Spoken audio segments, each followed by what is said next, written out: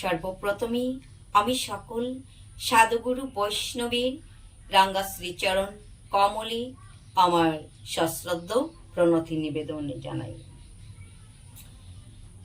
আমি প্রথমে আমার শ্রী গুরুদেবের রাঙ্গারাতুল শ্রীচরণ বন্দনা করব। ওম অজ্ঞানতিমিরান্ধস্য জ্ঞানাঞ্জন শলাকয়া চক্ষুरुन्मीलितं येन तस्मै श्री गुरवे नमः।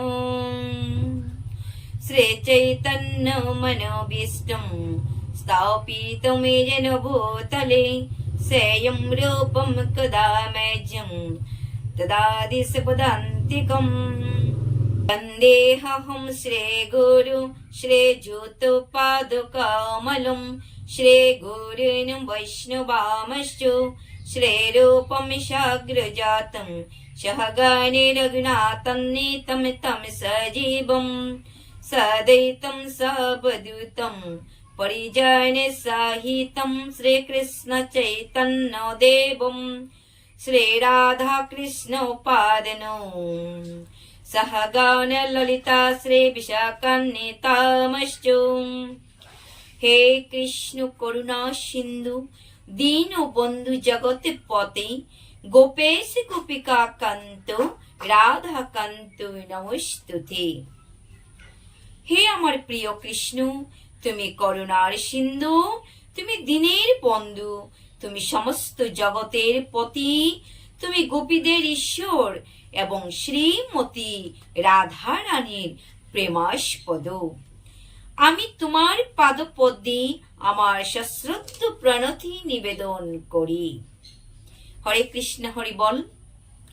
যিনি এই জগতের প্রকৃত সুন্দর, যিনি এই জগতের সমস্ত জগতের সম্পদ, সমস্ত জগতের পিতা, সেই সমস্ত জগতের গুরু অনাদিরাদি প্রাণ গোবিন্দকে আমরা সবাই নত করে প্রণতি নিবেদন জানাই। ঈশ্বর পরম কৃষ্ণ সচ্চিদানন্দ বিগ্রহ অনাদিরাদি প্রাণ গোবিন্দ সর্বকারণ কারণম। যাহার কৃপায় এই জগতে আমরা আসিয়াছি, সেই পরম পিতা ভগবানকে আমরা প্রণতি নিবেদন করি। তপ্ত কাঞ্চন গৌরাঙ্গী রাধে বৃন্দাবনেশ্বরী বৃষভানুসুতে দেবী প্রণমামি হরি প্রিয়ে।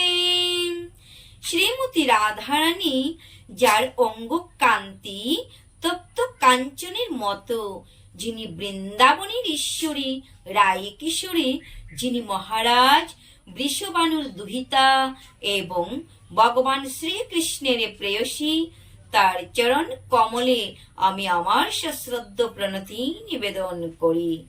জয় শ্রীকৃষ্ণ চৈতন্য প্রভু নিত্যানন্দ শ্রী অদ্বৈত গদাধর শ্রীবাসাদি গৌর ভক্তবৃন্দ।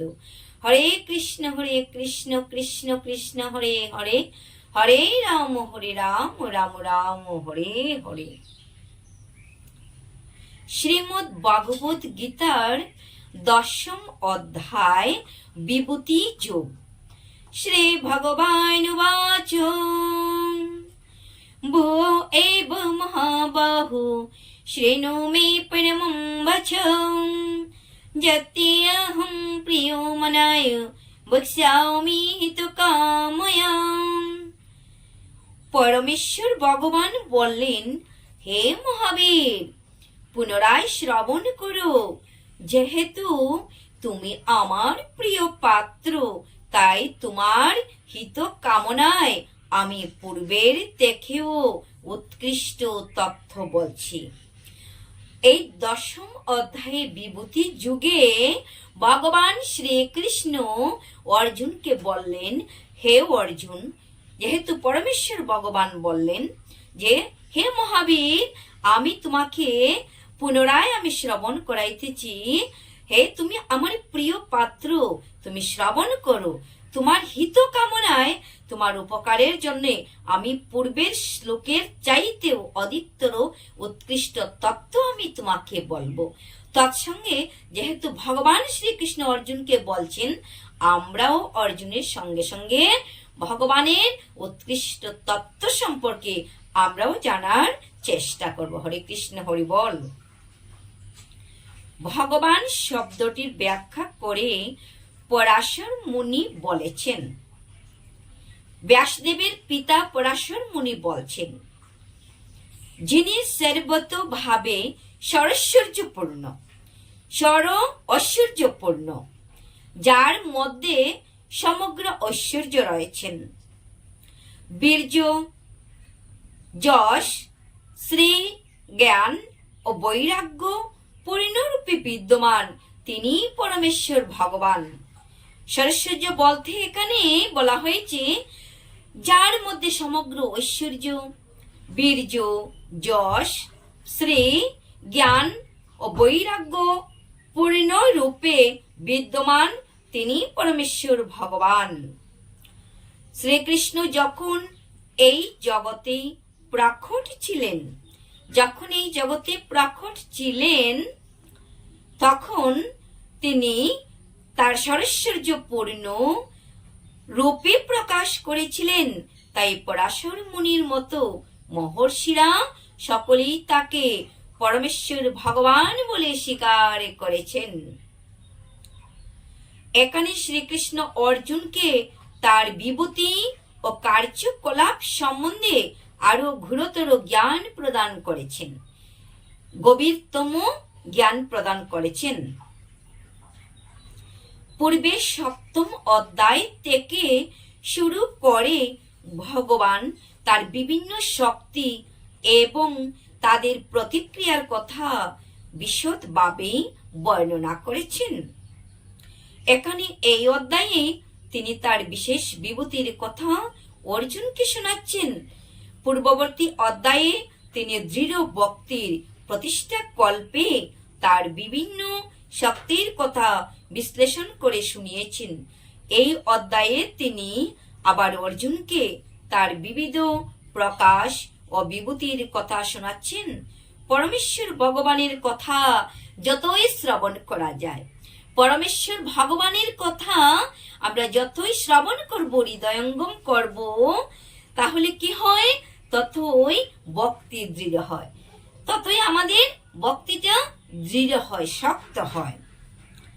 ভক্ত সঙ্গে ভগবানের কথা সর্বদাই শ্রবণ করা উচিত। ভক্ত সঙ্গে যদি আমরা সর্বদা ভগবানের কথা শ্রবণ করি, হৃদয়ঙ্গম করি, তাহলে আমাদের ভক্তি ধীরে ধীরে বিকাশ হবে, ধীরে ধীরে বিকশিত হবে। তার ফলে ভক্তি বৃদ্ধি হয়। যারা যথার্থ ভাবে কৃষ্ণ ভাবনামৃত লাভের জন্য উদ্গ্রীব, তারা কেবল ভক্ত সঙ্গে ভগবানের কথা আলোচনা করতে পারেন। হরে কৃষ্ণ, হরি বল। আজ আমরা এই শ্লোকেই বিশ্রাম নিলাম, আবার পরবর্তী শ্লোক থেকে আপনাদের সঙ্গে সাক্ষাৎকার হবে। সবাই ভালো থাকুন, সুস্থ থাকুন, ভগবানের কাছে এই মন প্রাণ আত্মসমর্পণ করুন। ভগবান সবার মঙ্গল করবেন। হরি বল।